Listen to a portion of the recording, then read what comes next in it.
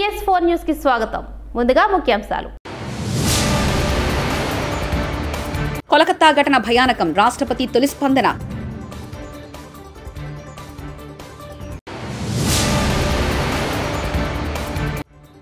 తెలుగు రాష్ట్రాల్లో పారిశ్రామిక పార్కుల ఏర్పాటుకు కేంద్రం ఆమోదం, మోదీ కేబినెట్.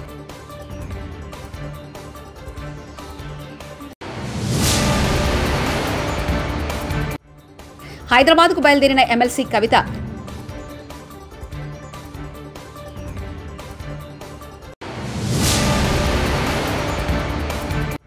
చట్టాలను ఉల్లంఘించిన వారందరి పేర్లు రెడ్ బుక్ లో ఉన్నాయి, మంత్రి నారా లోకేష్.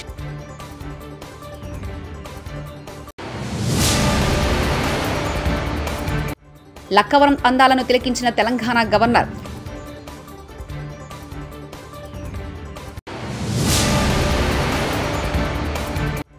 ఏపీకి డబుల్ బొనంజా, భారీగా నిధులు కేటాయించిన కేంద్రం. కోలకత్తాలో ట్రైనీ డాక్టర్ హత్యాచార ఘటనపై రాష్ట్రపతి ద్రౌపది ముర్ము తొలిసారి స్పందించారు. ఈ ఘటన తనను తీవ్రంగా ఆవేదనను, భయాన్ని కలిగించిందన్నారు. ఇక జరిగింది చాలు అని పీటీఐ వార్తా సంస్థతో మాట్లాడుతూ చెప్పారు. మహిళలపై జరుగుతున్న నేరాలను ఇకనైనా అడ్డుకట్టవేయాలని అన్నారు. అక్కా చెల్లెలు, కుమార్తెలు ఇలాంటి అఘాయిత్యాలకు గురికావడాన్ని ఏ నాగరిక సమాజం అనుమతించదని ఆమె చెప్పారు. ప్రధాని నరేంద్ర మోదీ సారథ్యంలోని కేంద్ర కేబినెట్ బుధవారం న్యూఢిల్లీలో సమావేశమైంది. ఈ సందర్భంగా పలు కీలక నిర్ణయాలు తీసుకుంది. 25,000 కోట్లతో ఆంధ్ర, తెలంగాణ, బీహార్, పంజాబ్, యూపీ, కేరళ తదితర రాష్ట్రాల్లో 12 పారిశ్రామిక పార్కుల ఏర్పాటుకు ఆమోదం తెలిపింది. అందుకోసం 25,000 కోట్ల ప్యాకేజీ కేటాయించేందుకు ఆమోదముద్ర వేసింది. తద్వారా ఆయా రాష్ట్రాల్లో పారిశ్రామిక వృద్ధి, ఆర్థిక అభివృద్ధి గణనీయంగా పెరుగుతుందని కేంద్రం ఆశాభావాన్ని వ్యక్తం చేసింది. దేశంలో ప్రకంపనలు సృష్టించిన ఢిల్లీ మద్యం కుంభకోణం కేసులో ఆరోపణలు ఎదుర్కొంటూ అరెస్టైన ఎమ్మెల్సీ కవిత 5 నెలల తర్వాత బెయిల్పై విడుదలయ్యారు. ఢిల్లీ లిక్కర్ కుంభకోణంలో కవిత పేరు బయటకు రావడం మొదలు ఆమె బెయిల్పై తిహార్ జైలు నుంచి విడుదల వరకు ప్రతి విషయంలో రాజకీయం కనిపించింది. కవిత మాజీ సీఎం కేసీఆర్ కుమార్తె కావడమే దీనికి ప్రధాన కారణం. కవిత అరెస్టు మొదలు బెయిల్పై విడుదల వరకు కాంగ్రెస్, బీజేపీ మధ్య మాటల యుద్ధం కొనసాగుతూ వచ్చింది. తెలంగాణ అసెంబ్లీ ఎన్నికల మొదలు లోక్సభ ఎన్నికల వరకు కవిత అంశం చర్చకు వస్తూనే ఉంది. ఢిల్లీ లిక్కర్ స్కామ్ దర్యాప్తును కేంద్ర దర్యాప్తు సంస్థ సీబీఐ చేపట్టడంతో కాంగ్రెస్ బీజేపీని టార్గెట్ చేసింది. బీఆర్ఎస్తో లోపకాయరి పొత్తు కారణంగానే కవితను అరెస్ట్ చేయడం లేదని, లిక్కర్ స్కామ్లో కవితను కేంద్ర ప్రభుత్వం కాపాడుతుందని హస్తం పార్టీ ప్రచారం చేసింది. ఢిల్లీ మద్యం కేసులో బెయిల్ పొందిన బారాస ఎమ్మెల్సీ కవిత హైదరాబాద్కు బయలుదేరారు. కుటుంబ సభ్యులు, బారాస నేతలతో కలిసి ఆమె ప్రత్యేక విమానంలో హైదరాబాద్ రానున్నారు. సాయంత్రం 4:30 ఆమె శంషాబాద్ విమానాశ్రయానికి చేరుకునున్నారు. ఈ నేపథ్యంలో విమానాశ్రయంలో స్వాగతం పలికేందుకు బారాస శ్రేణులు సిద్ధమయ్యారు.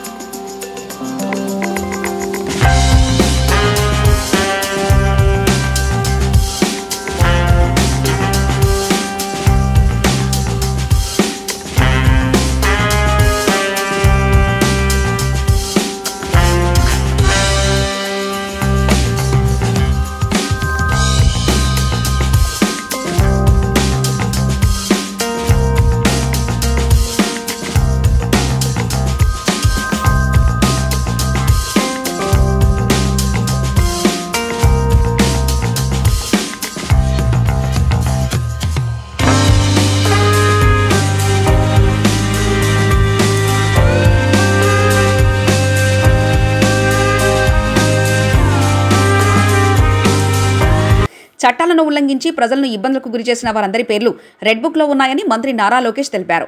మంగళగిరిలో ఓ దాత నిర్మించిన నరసింహస్వామి ఆలయ ముఖద్వారాన్ని ఆయన ప్రారంభించారు. భక్తులకు స్వయంగా ప్రసాదం పంపిణీ చేశారు. అనంతరం మంత్రి మాట్లాడుతూ చట్టానికి వ్యతిరేకంగా పనిచేసిన వారిపై తప్పనిసరిగా చర్యలుంటాయని హెచ్చరించారు.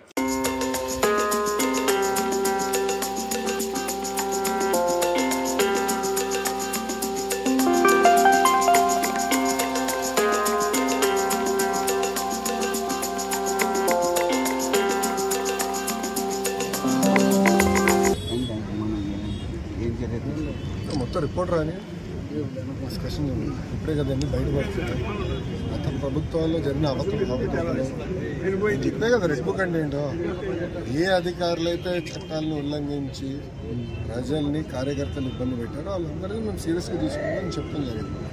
దాంట్లో భాగంగా ఏంటంటే ఒక్కొక్కరు ఇప్పుడు బయటకు వస్తున్నా మాట్లాడే స్వేచ్ఛ వచ్చింది. ఆంధ్ర రాష్ట్రం మీడియా మిత్రులు కూడా స్వేచ్ఛ వచ్చింది, ప్రజాప్రతినిధులు స్వేచ్ఛ వచ్చింది, పులివెందుల ఎమ్మెల్యే కూడా స్వేచ్ఛ ఉంది. రోజు వెళ్ళి ఎందుకుంటున్నారు? ఆయన పులివెందుల ఎమ్మెల్యేనే కదా, ఆయన కూడా స్వేచ్ఛ ఉంది కదా. ఆయన ఎక్కడ తిరగచ్చు, ఆయన తిరగచ్చు. ఆయన ఇప్పుడు ఆయన గేట్ కి తాడులు కట్టేది ఇవన్నీ లేదు కదా, ఆయన కూడా తిరిగే స్వేచ్ఛ వచ్చింది. అట్లా ఎంతంటే వెళ్ళండి. ఎవరు అంటే ఎవరైతే చట్టాలు ఉల్లంఘించారో వాళ్ళ పేర్లు ఉంటాయి. సో చట్టాలు వాళ్ళు ఉల్లంఘించాలని భావిస్తే వాళ్ళ పేరు ఉన్నట్టు. సింపుల్ వాళ్ళు విన్నారు. వాళ్ళు సమస్య చేసుకోవాలి. అది ఏం జరిగింది ఏంటి ఎందుకంటే సీరియస్ గా తీసుకోవాలి. ఇది వదిలిపెడతాం. వరంగల్ పర్యటనలో ఉన్న తెలంగాణ గవర్నర్ జిష్ణుదేవ్ వర్మ బుధవారం లక్నవరం చెరువును సందర్శించారు. లక్నవరం అందాలను తిలకించిన గవర్నర్ అధికారులను అడిగి వివరాలు తెలుసుకున్నారు. లక్నవరం ప్రత్యేకతను మంత్రి సీతక్క అధికారులు గవర్నర్కు తెలియజేశారు. అధికారులతో కలిసి గవర్నర్ చెరువులో బోటింగ్ చేశారు. ఈ చెరువును మరింత అభివృద్ధి చేసి పర్యాటకులకు మెరుగైన సౌకర్యాలు అందించాలని అధికారులకు సూచించారు.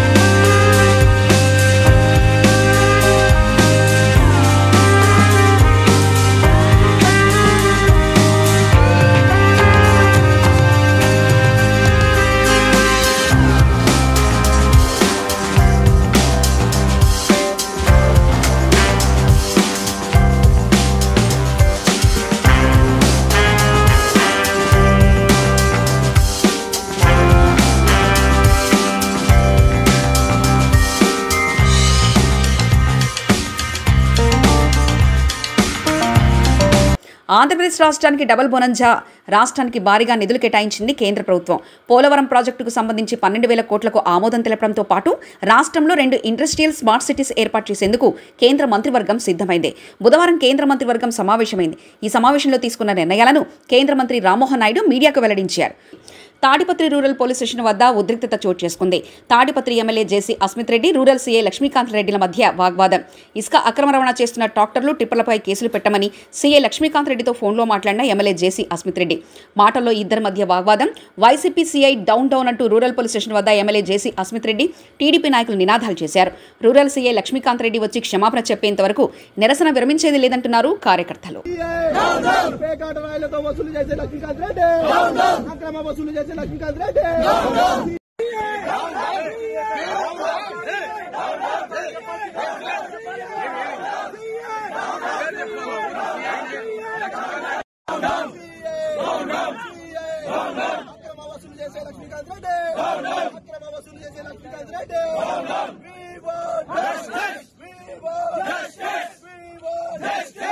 I need that man here. That's it. I don't care. I'm okay with everybody. But I don't want I don't care. Anna, anta idu nodete enduga maatalu ఎవరు వచ్చినా వాళ్ళకి ఏదో ఒకటి అంటానే ఉన్నాడు. ఊరుకున్నా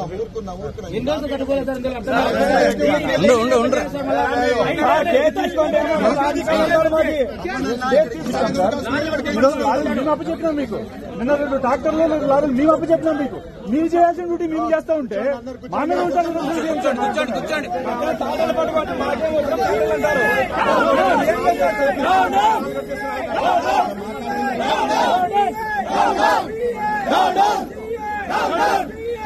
రావాల్సిందే సార్, రావాల్సిందేదా మా ఎమ్మెల్యే సార్ చెప్పాల్సిందే. చెప్పాలి ఇప్పుడు కూడా మాట్లాడాడు.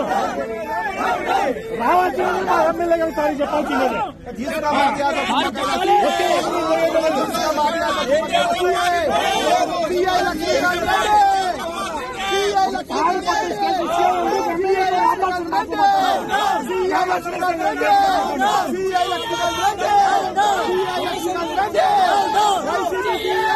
హన్మకొండ జిల్లా కలెక్టరేట్లోని కాన్ఫరెన్స్ హాల్లో రాష్ట్ర గవర్నర్ జిష్ణుదేవ్ వర్మ గారితో ప్రారంభమైన హన్మకొండ వరంగల్ జిల్లాల అధికారుల సమావేశం. వరంగల్ జిల్లాకు సంబంధించి విద్య, వైద్య, ఆరోగ్య, ఎంజీఎం ఆసుపత్రి, ఐసీడీఎస్ వ్యవసాయం, ఎనుమాముల మార్కెట్ తదితర శాఖల గురించి వివరాలతో పాటు జిల్లాలో అమలవుతున్న అభివృద్ధి, సంక్షేమ కార్యక్రమాల వివరాలను పవర్ పాయింట్ ప్రెజెంటేషన్ ద్వారా వెల్లడించారు జిల్లా collector doctor Satya Sharada Devi.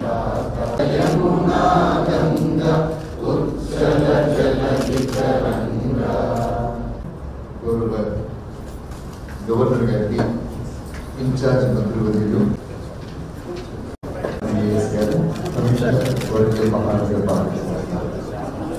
all the public representatives present here, MLAs, MLCs, elected and in schools we are implementing for attendance facial recognition system, midday meal followed by thank you sir. Now I request the collector Varun is given as that in colloquial it became Bhadradri Kothagudem జిల్లా భద్రాచలంలో గోదావరి వరద బాధితుల నిమిత్తం 35 లక్షల రూపాయల విరాళాలతో endowment వారు ఇచ్చిన భూమిలో బుధవారం రోజు శంకుస్థాపన కార్యక్రమాన్ని నిర్వహించారు.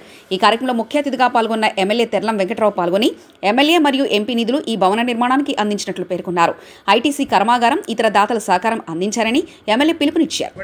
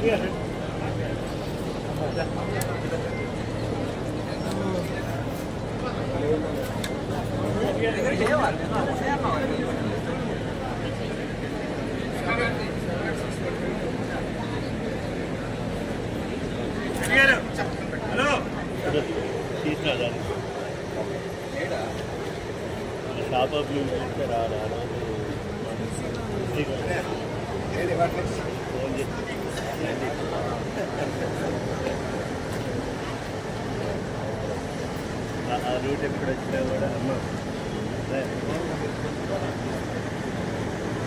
ఆ రూట్ ఎప్పుడు వచ్చినా కూడా మంచిగా ఆ రూట్ ఎప్పుడు వచ్చినా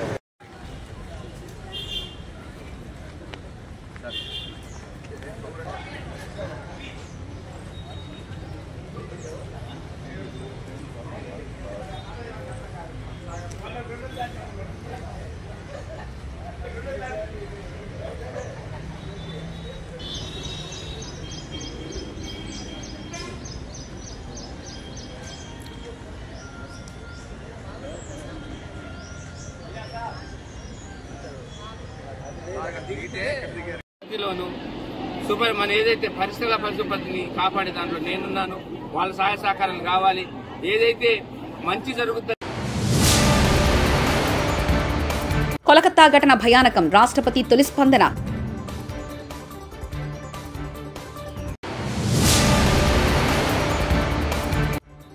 తెలుగు రాష్ట్రాల్లో పారిశ్రామిక పార్కుల ఏర్పాటుకు కేంద్రం ఆమోదం. మోదీ కేబినెట్.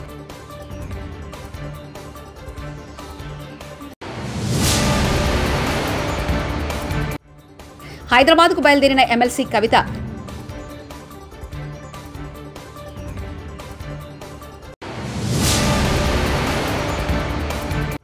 చట్టాలను ఉల్లంఘించిన వారందరి పేర్లు రెడ్ బుక్ లో ఉన్నాయి. మంత్రి నారా లోకేష్.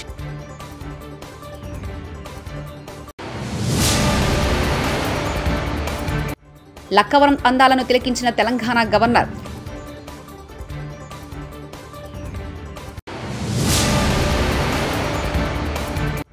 ఏపీకి డబుల్ బొనంజా. భారీగా నిధులు కేటాయించిన కేంద్రం. TS4 న్యూస్ ఇంతటితో సమాప్తం. చూస్తున్నారండి TS4 తెలుగు.